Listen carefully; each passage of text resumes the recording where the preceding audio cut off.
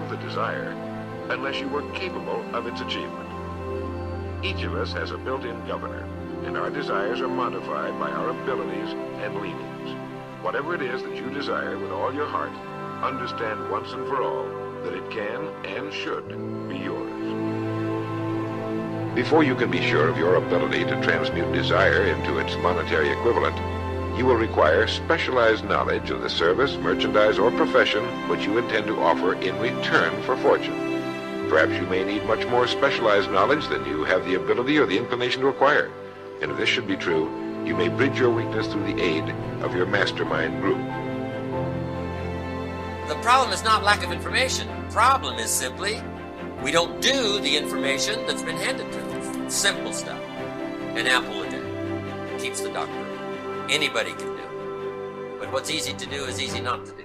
A few basics you won't practice, a few ideals you won't let them serve you, then you got to put up with your own empty bank account, empty heart, empty soul, not enough vitality, not enough health. You've got to get comfortable in getting uncomfortable. And the minute that discomfort begins to rule you, you are no longer in control. So put yourself purposefully in uncomfortable situations. But as John Wooden said, never let what you cannot do interfere with what you can. There is something right now that you're capable of.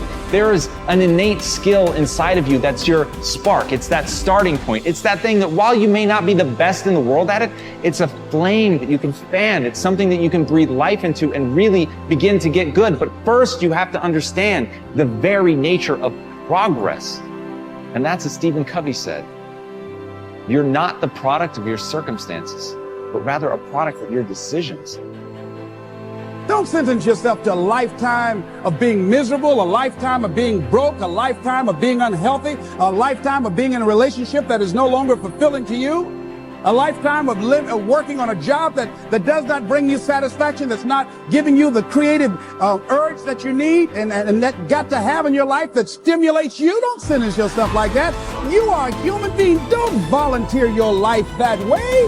Your life has too much value to the universe. You've got something to contribute. You've got something to give.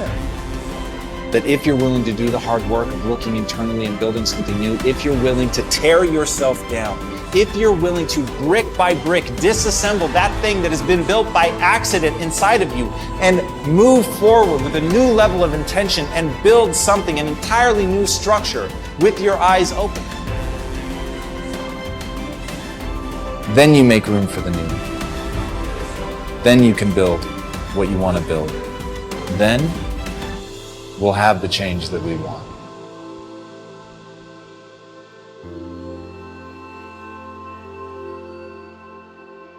It is conscious power in action.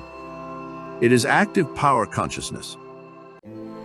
Power consciousness is what you feel when you know that you can do a thing, and you know how to do the thing. If I can cause you to know that you can succeed, and to know that you know how to succeed, I have placed success within your grasp, for if you know that you can do a thing, and know that you know how to do it, it is impossible that you should fail to do it, if you really try. When you are in full power consciousness, you will approach the task in an absolutely successful frame of mind. Every thought will be a successful thought, every action a successful action, and if every thought and action is successful, the sum total of all your actions cannot be failure. What I have to do in these lessons, then, is to teach you how to create power consciousness in yourself so that you will know that you can do what you want to do, and then to teach you how to do what you want to do. It is a fact in nature that the undeveloped is always capable of development. We see then that the cause of success is in you and is capable of full development. Having read this, you must believe that it is possible for you to succeed, but it is not enough for you to believe that you can. You must know that you can. And the subconscious mind must know it as well as the objective mind. People have a way of saying, he can who thinks he can. But this is not true. It is not even true that he can, who knows he can, if only the objective mind is spoken of, for the subconscious mind will often completely set aside and overcome what is positively known by the objective mind. It is a true statement, however, that he can, whose subconscious mind knows that he can, and it is especially true if his objective mind has been trained to do the work. People fail because they think objectively that they can do things, but do not know subconsciously that they can do them. It is more than likely that your subconscious mind is even now impressed with doubts of your ability to succeed, and these must be removed, or it will withhold its power when you need it most.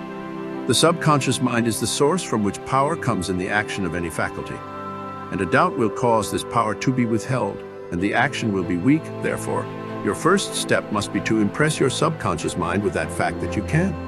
This must be done by repeated suggestions.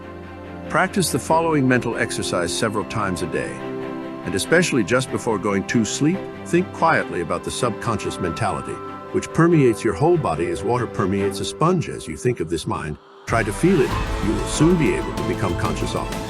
Hold this consciousness and say with deep, earnest feeling, I can succeed. All that is possible to anyone is possible to me. I am successful. I do succeed, for I am full of the power of success.